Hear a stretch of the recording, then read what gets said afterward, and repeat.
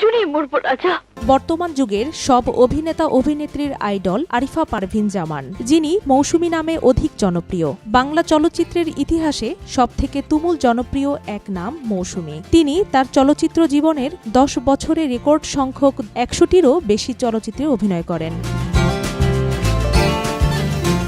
মৌসুমী 1993 সালে সোহানুর রহমান সোহান পরিচালিত কেয়ামত থেকে কেয়ামত ছবির মাধ্যমে চলচ্চিত্রাঙ্গনে পদার্পণ করেন। এই চলচ্চিত্রে তার বিপরীতে ছিল অকাল প্রয়াত অভিনেতা সালমান শাহ। দুজনেরই এটি ছিল প্রথম চলচ্চিত্র। চলচ্চিত্রের পাশাপাশি ছোট পর্দার বেশ কিছু নাটক ও বিজ্ঞাপন চিত্রে অভিনয় করেছেন মৌসুমী।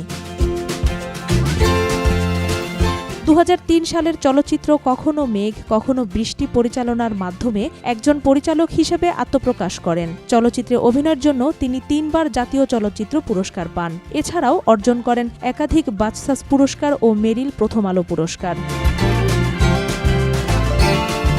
মৌসুমী 1973 সালের 3 নভেম্বর বাংলাদেশের খুলনা জেলায় জন্মগ্রহণ করেন। মৌসুমীর বাবার নাম নাজমুজ্জামান মনি এবং মায়ের নাম শামীমা আখতার জামান। ছোটবেলা থেকেই একজন অভিনেত্রী এবং গায়িকা হিসেবে তার কর্মজীবন শুরু করেন। এরপর তিনি আনন্দ বিচিত্রা ফটো বিউটি কন্টেস্ট প্রতিযোগিতায় বিজয়ী হন, যার উপর ভিত্তি করে তিনি 1990 সালে টেলিভিশনের বাণিজ্যিক ধারার বিভিন্ন অনুষ্ঠান নিয়ে হাজির হন। মৌসুমী 1996 সালের 2 আগস্ট তারিখে জনপ্রিয় চিত্রনায়ক ওমর সানির সাথে বিবাহ বন্ধনে আবদ্ধ হন।